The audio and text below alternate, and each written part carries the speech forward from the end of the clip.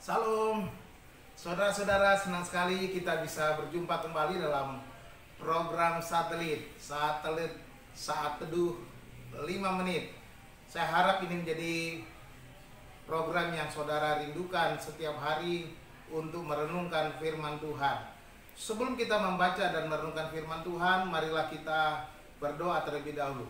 Bapa di dalam surga, kami buka hati kami untuk kebenaran firman. Dan kami memohon kuasa Roh Kudus dan Roh-Mu yang kudus itu Tuhan memenuhi kami, menguasai hati pikiran kami, memberikan kami hikmat dan pengertian.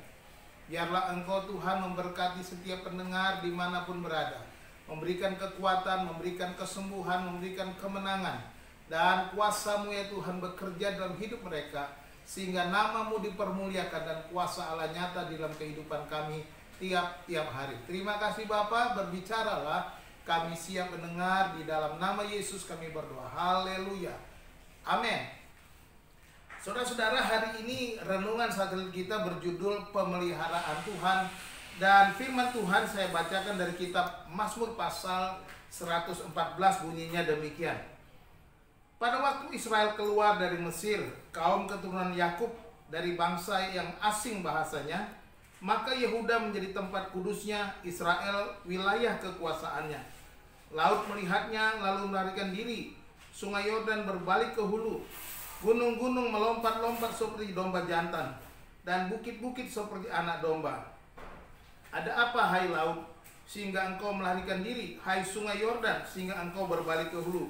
Hai gunung-gunung, sehingga kamu melompat-lompat seperti domba jantan? Hai bukit-bukit, sehingga kamu seperti anak domba?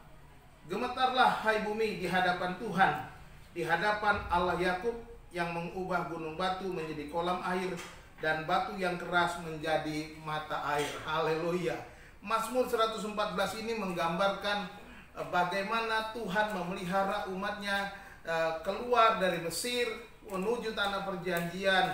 Digambarkan di sana memasuki tanah perjanjian itu melewati sungai Yordan. Ada dua air yang mereka lewati. Pertama laut Merah dan kemudian sungai Yordan.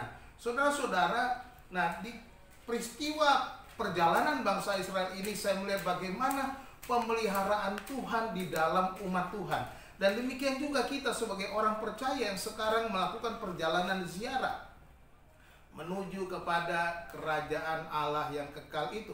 Dan kita sekarang dipanggil, dipilih untuk menjadi umatnya. Dan saya percaya pemeliharaannya juga ada atas kita. Mari kita belajar di dalam ayat-ayat ini. Yang ada 3 hal yang Tuhan lakukan dalam memelihara umatnya. Yang pertama, Tuhan memberikan kuasanya kepada umatnya.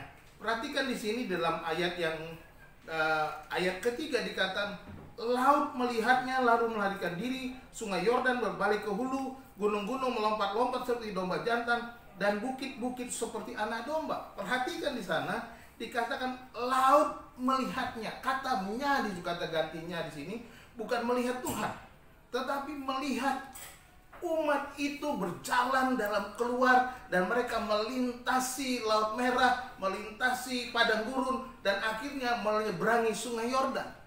Digambarkan di sana bagaimana kehadiran umat Tuhan.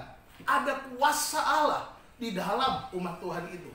Sehingga laut dikatakan melarikan diri, sungai berbalik ke hulu, gunung-gunung melompat-lompat, bukit-bukit seperti anak domba dikatakan melompat-lompat juga.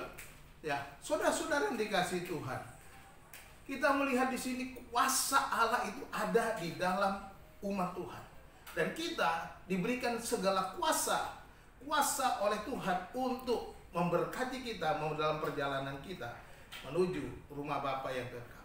Yang kedua, Tuhan memberikan umatnya kekuatan. Perhatikan di sana. Perkataan kalimat laut, kemudian sungai Yordan. Ini menggambarkan apa? Menggambarkan sebuah perjalanan.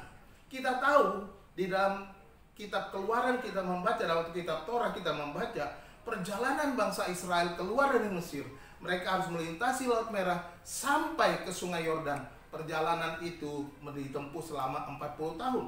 Dan di sanalah kita melihat bahwa Tuhan memberikan kekuatan selama 40 tahun perjalanan mereka.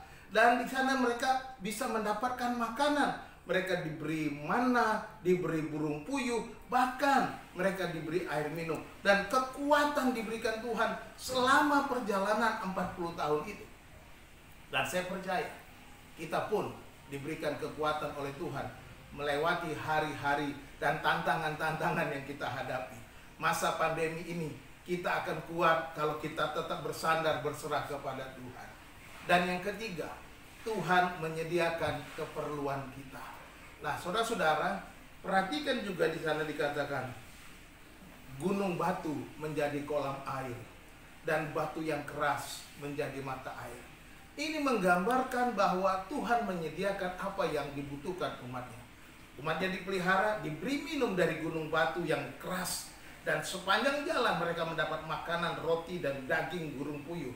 Inilah menunjukkan bahwa keperluanmu disediakan oleh Tuhan. Yesus berkata, Allah mengetahui, Bapamu yang di surga tahu bahwa kamu memerlukan semua apa yang kamu makan, apa yang kamu minum, apa yang kamu pakai. Tetaplah percaya kepada Tuhan, pemeliharaan Tuhan pasti. Tuhan Yesus memberkati saudara. Shalom.